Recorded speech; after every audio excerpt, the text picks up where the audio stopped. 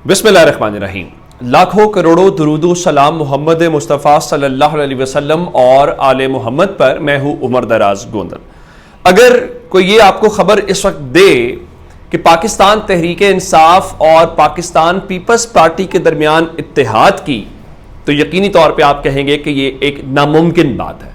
लेकिन मैं आपके लिए खबर लेके आया हूं। आप पहली सतह के ऊपर ये देखिए कि हुकूमत के अंदर क्या चल रहा है, यानी पीपल्स पार्टी और नून लीग के दरमियान। और दूसरी जो खबर है ये खुद पीपल्स पार्टी के अंदर से आई है और उन्होंने इस चीज को माना है कि ये अब एक चीज है जिसके ऊपर सोच विचार या सजेशन या गौर फिक्र या कहीं पे तजवीज वाली बात है। हुआ ऐसा क्या है, देखिए एक बात तयशुदा है कि पंजाब को लेके यहां पे अगर किसी ने भी जब तक हुकूमत नहीं बनानी या पंजाब नहीं जीतना तो वो जाहिर है कि विफाक के अंदर हुकूमत नहीं बना सकता, ये उसके बस की बात नहीं है। नून लीग को पता है कि इस ग्राउंड के अंदर उनके पास कुछ भी नहीं है कारकर्दगी दिखाने के लिए। पीपल्स पार्टी पंजाब में कुछ सीटें जरूर निकालना चाहती है, बाकी उनकी जो पोजीशन है वो सिंध और उसके अलावा बलूचिस्तान और कुछ सीटें वो खैबर पख्तूनख्वा से निकालना चाहते हैं। अब मामला हुआ क्या है, ये जो इत्तेहाद वाली खबर है ये हुआ क्या है, मैं आपको कुछ मामलात बताना चाहता हूं कि बहुत जब हुकूमत गिरने के बाद पीपल्स पार्टी ने एक राब्ता इमरान खान से जरूर किया था और वो राब्ता यूसुफ रजा गिलानी के जरिए किया गया था। खैर वो अब खबर पुरानी है, उसको छोड़ देते हैं, उसका फिलहाल फायदा नहीं है। अब मामला बुनियादी तौर पे हुआ क्या, आप जानते हैं कि नदीम अफजल चंद पाकिस्तान तहरीक इंसाफ का हिस्सा थे। पाकिस्तान तहरीक इंसाफ को छोड़ के वो पीपल्स पार्टी में चले गए। उनके वालिद साहब को, हाजी अफजल चंद साहब को, कुछ दिन या हफ्ते पहले गिरफ्तार किया गया और उनको गिरफ्तारी की वजह यह थी कि जो उनके छोटे नदीम अफजल चंद के भाई हैं गुलरेज अफजल चंद, वो पाकिस्तान तहरीक इंसाफ का हिस्सा है। लेकिन जाहिर है कि वो हैं तो नदीम अफजल चंद के भी वालिद, तो आप ये तो नहीं कह सकते सिर्फ गुलरेज के वालिद को गिरफ्तार किया गया, नदीम अफजल चंद के वालिद को भी गिरफ्तार किया गया। आज उसके ऊपर इंकशाफ ये हुआ है कि वो गिरफ्तारी क्यों हुई थी।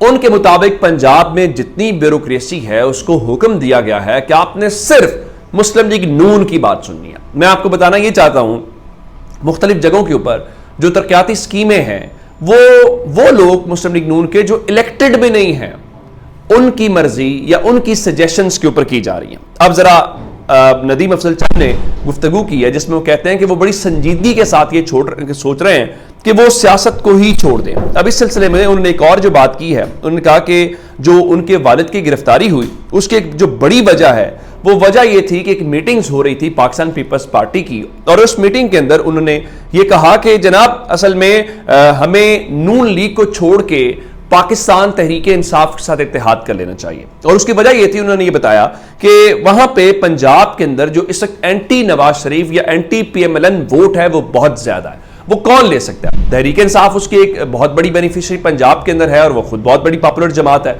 और दूसरे नंबर के ऊपर जो उन्होंने ये बताया कि इस सारी सूरत हाल को जब उन्होंने एक सजेशन दी और उन्होंने ये बताया कि हमें ये इत्तेहाद कर लेना चाहिए, तो जाहिर है ये बात बाहर गई और जब बाहर गई तो उसको सबक सिखाने के लिए फौरी तौर पे ये जो गिरफ्तारी वाला मामला है वो किया गया। इससे आपको अंदाजा हो पाएगा कि चीजें किस डायरेक्शन के अंदर या कैसे होती हुई पाकिस्तान के अंदर दिखाई दे रही है। अब दूसरे नंबर के ऊपर पंजाब के अंदर डेवलपमेंट्स हुई हैं और चौधरी परवेज इलाही स्पीकर हैं पंजाब असेंबली के, लेकिन आज खबर आई जी उनसे जो स्टाफ पंजाब असेंबली के स्पीकर के तौर पर उनके साथ था वो वापस बुला लिया गया। फिर मोहम्मद खान भट्टी जो स्पीकर के साथ काम करते रहे हैं और सेक्रेटरी के तौर के ऊपर, उनके हवाले से कि उनको आज मुअत्तल कर दिया गया है। उसके अलावा राय मुमताज हुसैन जो पार्लिमानी अफेयर्स के DG हैं उनका कॉन्ट्रैक्ट खत्म कर दिया गया। इस किस्म की आज कार्रवाइयां हुई हैं। लेकिन असल मामला क्या, असल मामला ऐवान सदर से है। और ऐवान सदर से क्या है, ऐसा नहीं है, मैं आपको ये नहीं कहना चाहता कि वहां पे आरिफ अलवी ने कोई इमरान खान के लिए बहुत बड़ी डेवलपमेंट या बहुत बड़ा काम कर लिया, ऐसा नहीं है। ऐवान सदर में कुछ रोज पहले खबर आई थी कि जो सदर पाकिस्तान है वो अपने अहले खाना के साथ हज के लिए जाना चाहते हैं। बिल्कुल ठीक है, तो उससे खबर यह आई कि वो सरकार के खाते में जाना चाहते हैं। फिर उसकी तरदीद आ गई कि नहीं, वो अपने जाती जेब से खर्च के ऊपर जाना चाहते हैं। उसके बाद अगली खबर सुन लीजिए। अगली खबर यह है कि जो इस वक्त हैं सेनेट के चेयरमैन सारिक संजरानी साहब, उनके चूंकि थोड़ा सा पहले एक भाई की डेथ हुई उसमें रोड एक्सीडेंट में, तो उनकी वालदा हज के ऊपर जाना चाहती हैं और वो चाहती हैं कि जो चेयरमैन सेनेट है वो भी उनके साथ जाए। अब यहां पे एक बहुत बड़ा क्राइसिस है।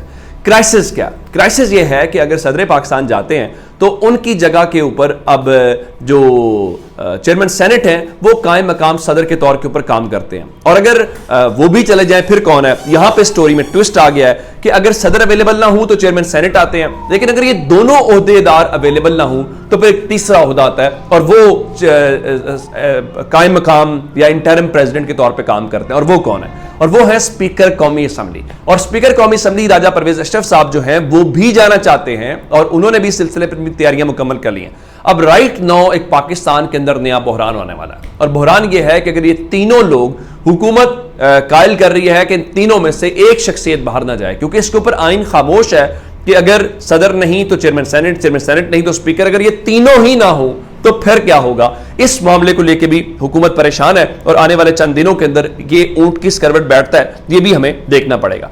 आगे चलते हैं। आगे चल के मैं जो इस वक्त आपको एक और खबर देना चाहता हूं, कुछ तो तैयारियां शायरियां हो रही हैं इलेक्शन को लेकर। बताया गया है कि मंडे को इलेक्शन कमीशन ऑफ पाकिस्तान ने एक अहम मीटिंग बुला ली है और जिसमें सूबाई जो इलेक्शन कमिश्नर्स हैं वो शरीक होंगे और आम इंतखाबात के लिए जो रिटर्निंग अफसरान हैं उनकी तैनाती है। अब इस बार देखना यह है कि रिटर्निंग अफसरान कहां से तैनात होते हैं। अगर तो ये ब्यूरोक्रेसी से हुए तो फिर आपको पता ही है कि ये हुकूमत के मातहत होते हैं और इन्होंने प्रमोशंस भी लेनी होती हैं, पोस्टिंग्स भी लेनी होती हैं, तो बहुत कुछ ऐसा करना होता है जो इनके आइंदा फायदे को लेकर है। तो अगर अदलिया से आया तो ये अलग मामला होगा, लेकिन ख्याल गालिब इम्कान ये है कि इलेक्शन कमीशन ऑफ पाकिस्तान जो है वो रिटर्निंग अफसरान जो है वो अदलिया से नहीं लेना चाहता, बल्कि वो ब्यूरोक्रेसी से ही लेना चाहता है। लेकिन अगर ब्यूरोक्रेसी से लिया गया तो मैं आपको ये बताना चाहता हूं मामला बहुत मुतनाज़ा हो सकता है। लेकिन इस वक्त सुप्रीम कोर्ट में एक बड़ी हलचल हुई है। आज अचानक एतजाज एहसन साहब जो हैं वो सुप्रीम कोर्ट पहुंचे और आप जानते हैं कि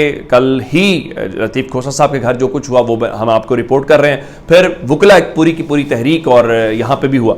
इस सारी सूरत हाल को लेके अब मामला इस वक्त ये है कि एतजाज एहसन साहब ने सुप्रीम कोर्ट में एक पिटिशन दायर कर दी है। और वो पिटिशन किस मामले पे है? वो बड़ा एक अहम मामला पाकिस्तान के अंदर इस वक्त चल रहा है कि जो मिलिट्री कोर्ट्स के अंदर मामलात हैं, क्या सिविलियंस को उसमें ट्राई किया जा सकता है, उनको ट्रायल किया जा सकता है? इसके ऊपर सुप्रीम कोर्ट के अपने फैसले भी हैं और दीगर भी चीज़ें हैं। सिविल सोसाइटी भी बात कर रही है, वुकला भी बार बार बात कर रहे हैं, लाहौर हाई कोर्ट बार बात कर रही है, सुप्रीम कोर्ट बार बात कर रही है और लाहौर बार जो है वो भी बात कर रही है। अब देखना यह है कि सुप्रीम कोर्ट अपने ही फैसलों की लाज रखती है या फिर चीफ जस्टिस साहब जिस तरह उस दिन फरमा रहे थे कि जनाब सब्र करें, दुआ करें, मौजूदा सूरत हाल के साथ जो है कंसाइल करें। तो मेरा ख्याल यह है कि शायद अभी उस मामले को लेकर उसी तरह से हमें चलते हुए दिखाई देंगे। दूसरी जानिब जजेस के ऊपर हुकूमत बहुत दबाव बढ़ाना चाहती है। जस्टिस मोहसिन अख्तर कियानी साहब जो हैं उनका मामला, उनके ऊपर कल अता तारड़ साहब ने एक प्रेस कॉन्फ्रेंस की, ना सिर्फ प्रेस कॉन्फ्रेंस की बल्कि बहुत संगीन जो है वो इल्जामात लगाए। आज